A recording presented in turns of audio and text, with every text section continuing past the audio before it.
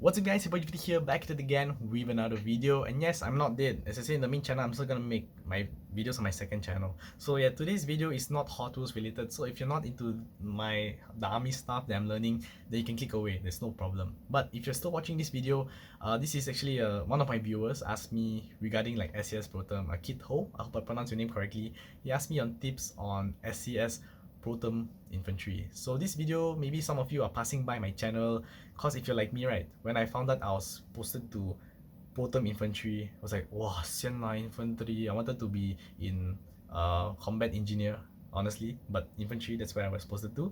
So yeah, you might be reading Reddit discussions and posts or threads, and even ask my older brother like what I'm gonna go through Pro Term Infantry. So yeah, this video is just I'm gonna share, like, not say what you'll go through, more of like my tips and advice, like things that I went through, all the problems I faced that I hope you all don't need to face and stuff like that, just to give a little bit of tips here and there. So just know that I'm part of the Corona batch, alright? So we didn't have SCGP, we didn't go Taiwan and stuff like that. We didn't have social night because of the coronavirus, in case anyone is watching this video like 5 years from now. So just know that there might be some missing information here and there. But anyways, let me just get to it, alright? So the first thing that you're probably thinking, right, is you want to admit it, you go to Pro Term Infantry, you want to be BMT Trainer, right? Well, let me share with you, for my batch that I just graduated like 2 weeks ago, out of 34 people, 20-ish people went to First Guards. Only 2 people were BMT trainers, only 3 people were SCS trainers, 4 of them went to 12C4I, including me, which is one of them. And the rest are go to like HQ or IFI and stuff like that. So just take note of that, bro. Kito, if you're watching this video, I don't know about your next batch, but for us, we got guards intake, so most of us kinda guards. I hope you be BMT trainer lah if that's what you want. But just take note of that if you're going Pro Term Infantry, there's a chance that you might not be a BMT trainer. Alright, so just take note of that. Alright, so as for Pro Term, regarding Pro Term, right, there's nothing much for me to actually say lah, cause it's the same thing as Foundation Term. Foundation Term you do Section 5 movement, right? In Pro Term you're doing platoon, attack and defense. So basically, it's like instead of your whole section 7 of you doing stuff together, it's the whole platoon with your incheck. Your incheck is the platoon commander, and you'll be doing platoon attack and fire defense together. So I'm not the one to say this lah, cause I cannot share too much information. It's against the law to share like military information. So I'll leave the teaching up to your inchecks and sergeants. Alright. So, but just know my first tip is make sure is you know your GITs. For your SAR easy lah, you know half feeding, double feeding, but for your SAW, please make sure you know your GIT. If during found term, right, you didn't pay close attention to your SAW GIT, now is the time. One time I got effed for not knowing my SAW GITs on the spot. It was so scary to get just shouted at on the spot, but it was an experience for me, it was a lesson for me, because after that, right, I make sure I know my SAW GITs, so that from that point onwards, I know how to handle SAW. So if you weren't the SAW man back in Foundation Term, right, now is the time where you bloody well know how to handle your SAW and also your M203, and I mean the law nothing lah, but just know your GITs for your guns. So that's the first thing, make sure you know your GITs. The second thing is to know the rules for your platoon attack and defense. So for Kit Ho, I think by now you're going through some of the early stages of platoon attack and defense, right? So make sure you know the rules about the platoon medic and the platoon sensor and some other rules which I cannot disclose because, you know, confidential information from the army.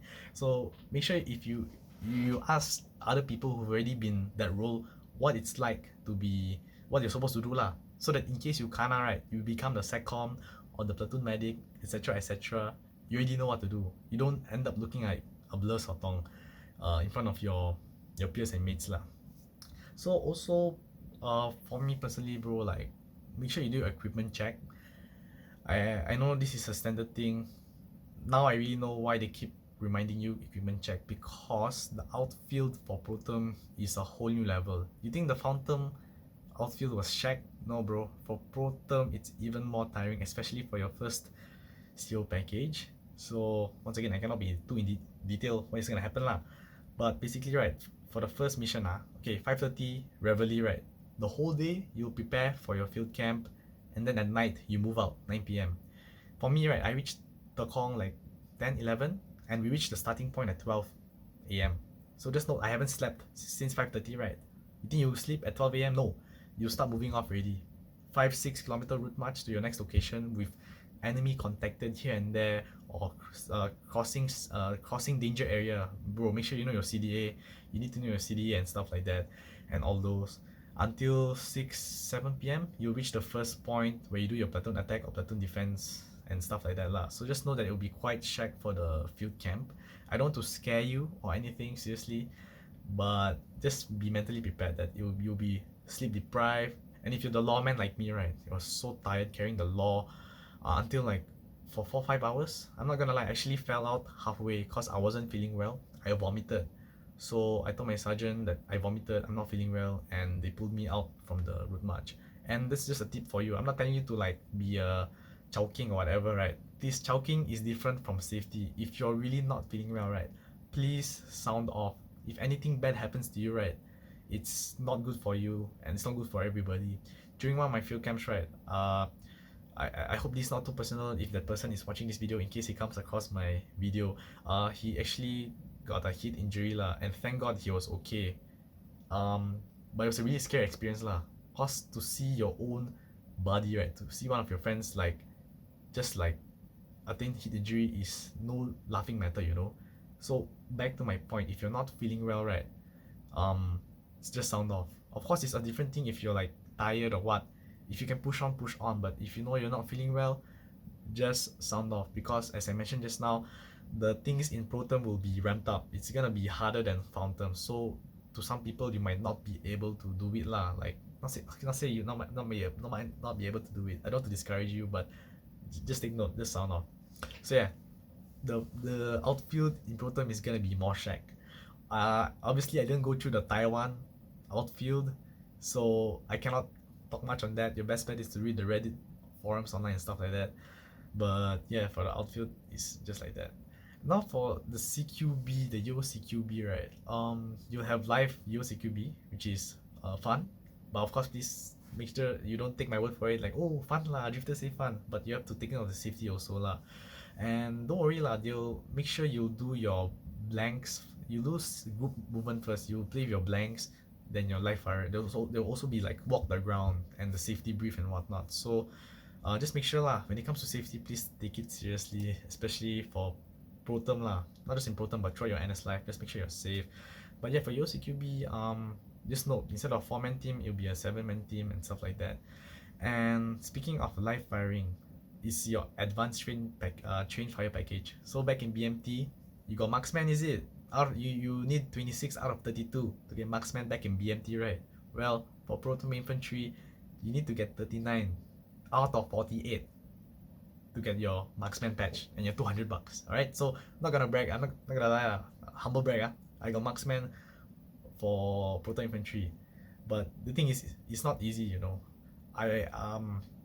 For me, I had to refire the next day to finally get my marksman badge. And hopefully by the time I make this video for you, Kito, you haven't done your advanced train fire package yet, but here are some tips to get your $200. Alright, first thing is the zeroing of your gun.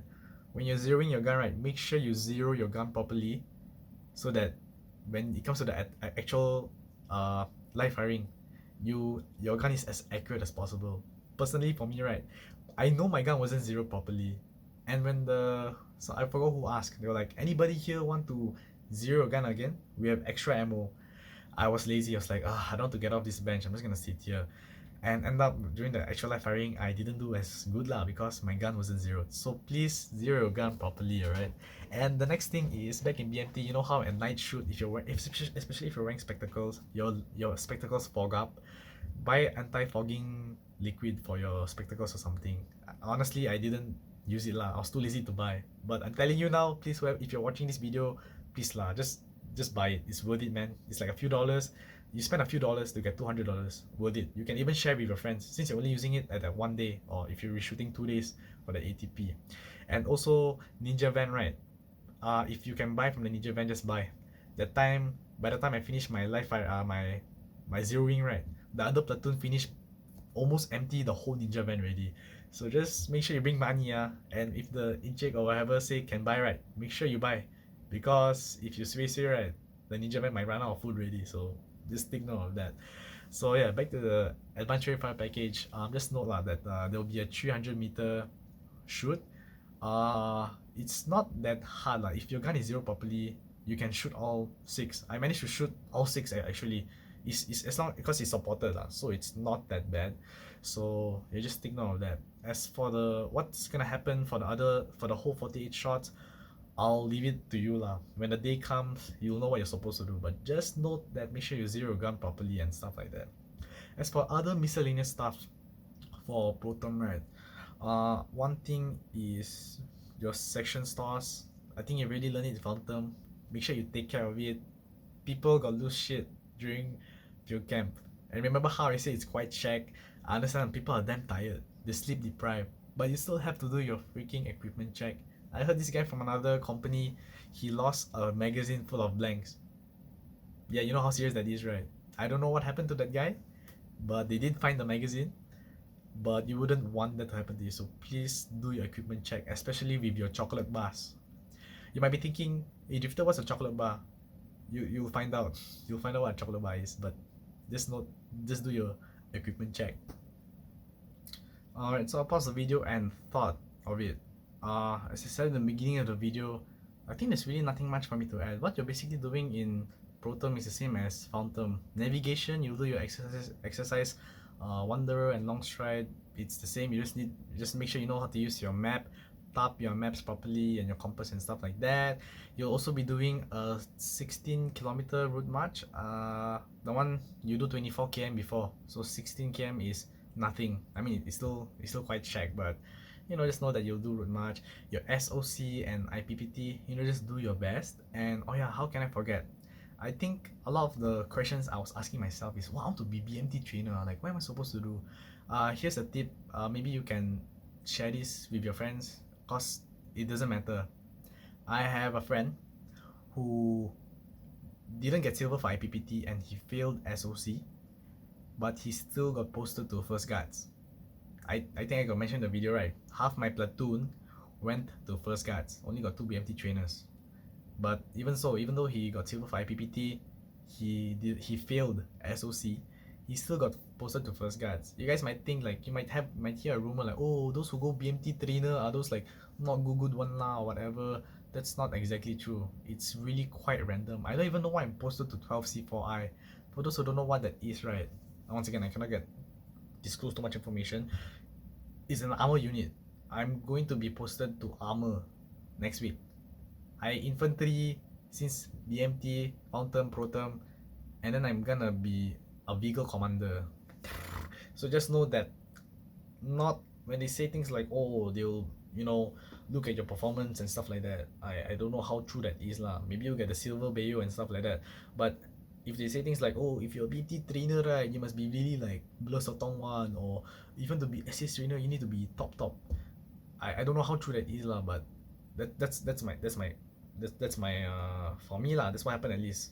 Like, you can fail, you can get silver for IPPT, not even, you can only pass IPPT, fail SOC, and still be posted to first guards. So just take note of that. The myth busted. They go myth busted. Please tell your friends, because throughout the 12 weeks you'll always be thinking like, wow, am I going BMT? Wow, if I fail SOC, can I like go BMT? Nope. Yeah, I've told you that, alright. So just take note of that.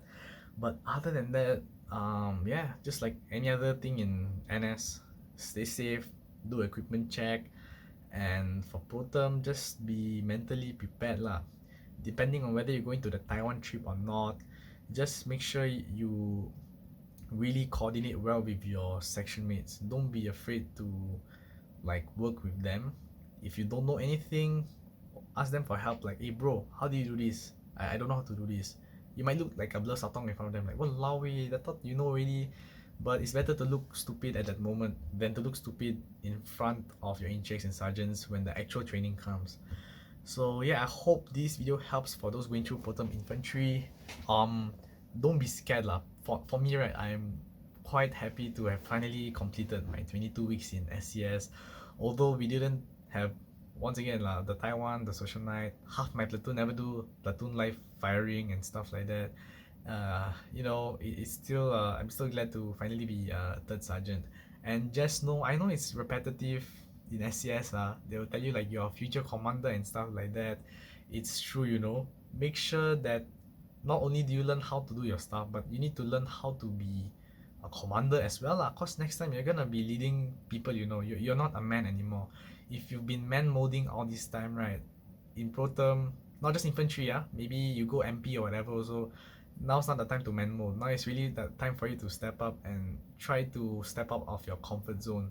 Before NS, right, I was this really shy, very reserved guy who didn't really talk to people, but through SCS, not NS, but SCS especially, there are times where I need to be SecCom one, so I need to actually step my foot forward at times out of my comfort zone to do things that the LSC needs to do and stuff like that.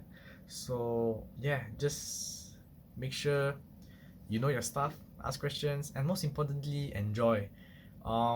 It's gonna be a fruitful 12 weeks in pro term infantry for you.